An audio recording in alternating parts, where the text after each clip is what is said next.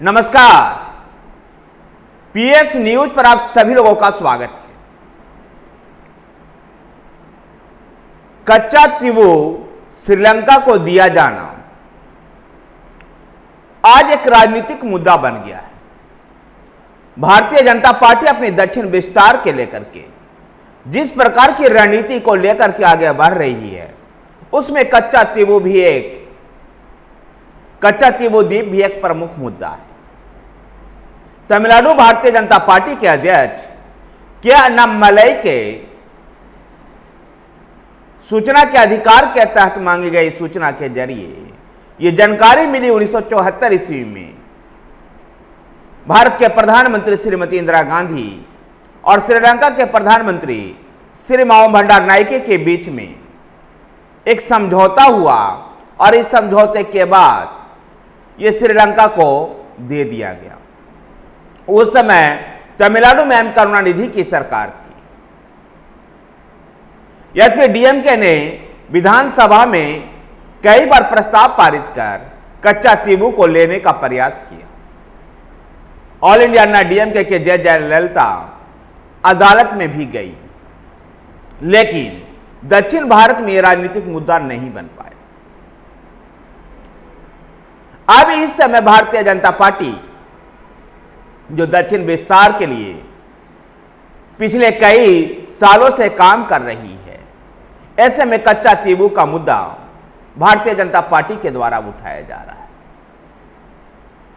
सोचिए जरा कितने हैरानी वाला विषय था कि भारत का एक ऐसा क्षेत्र जो आस्था के साथ भी जुड़ा हुआ था और आर्थिकी तंत्र से भी जुड़ा हुआ था।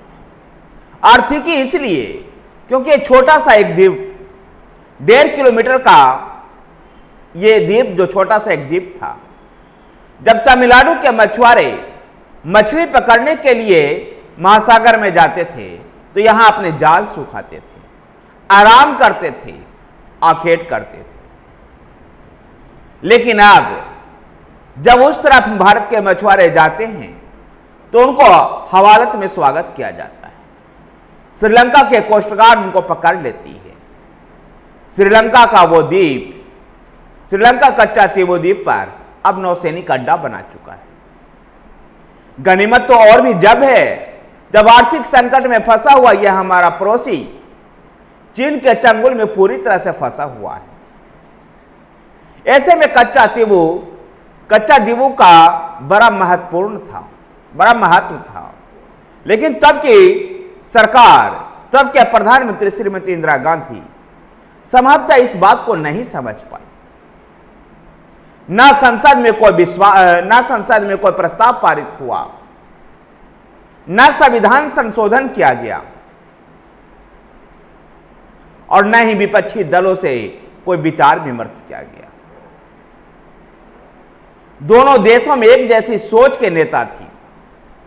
भारत में जहां श्रीमती इंदिरा गांधी और श्रीलंका में श्री माओ भंडारनायके, इन दोनों के बीच में समझौता हुआ और ये कच्चा द्वीप जो है वो श्रीलंका को दे दिया गया। जून से अगस्त के बीच में 2 बैठकें हुई, एक नई दिल्ली में, एक कोलंबो में, और उसके बाद ये द्वीप भारत के संप्रभुता खो चुका है। अगर इस द्वीप के इतिहास में जाएं तो मध्यकाल में जाफना के शासकों ने इसको लेने का प्रयास किया, लेकिन इस पर भारत के मदुरई के रामानंद राजवंश का सत्ता रहा। अंग्रेजों के जमाने में भी अंग्रेजों ने इसको भारत के पक्ष में ही बनाए रखा।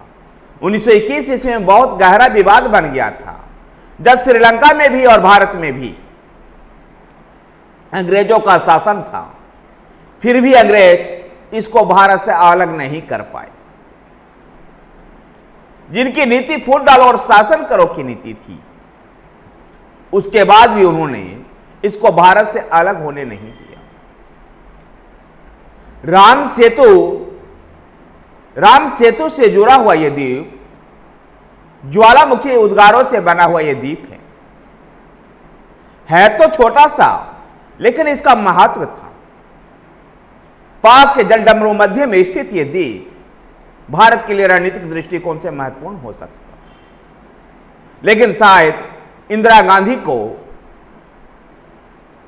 गांधी के अंदर ये दूरदृष्टा का अभाव था कि इस द्वीप को भारत से अलग कर श्रीलंका को दे दिया गया। आज यही द्वीप को लेकर के भारत में राजनीति गर्मा गई। पिछले साल जब संसद में अविश्वास प्रस्ताव आया, उसमें चर्चा में भाग लेते हुए प्रधानमंत्री नरेंद्र मोदी ने भी इसकी चर्चा की थी।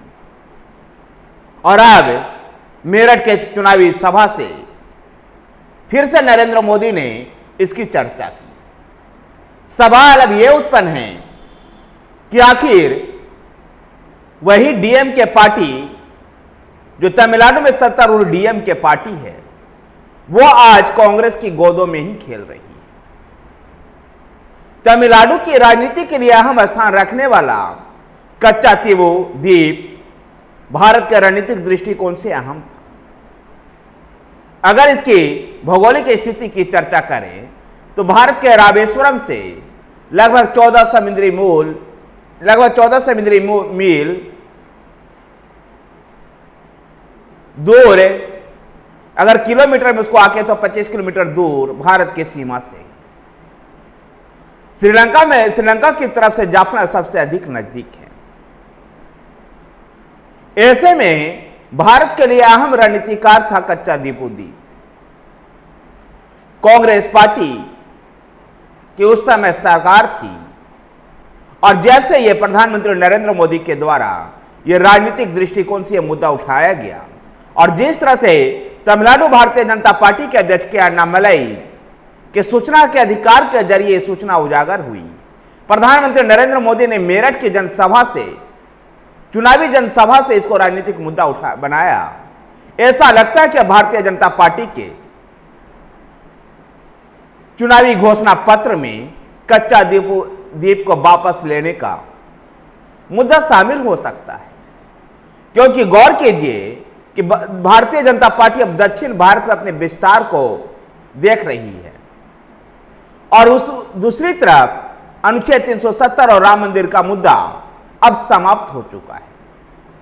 ऐसे में भारतीय जनता पार्टी कच्चातीवू द्वीप को अपने चुनावी मैनिफेस्टो में शामिल कर राष्ट्रीय महत्व के इस अति महत्वपूर्ण विषय को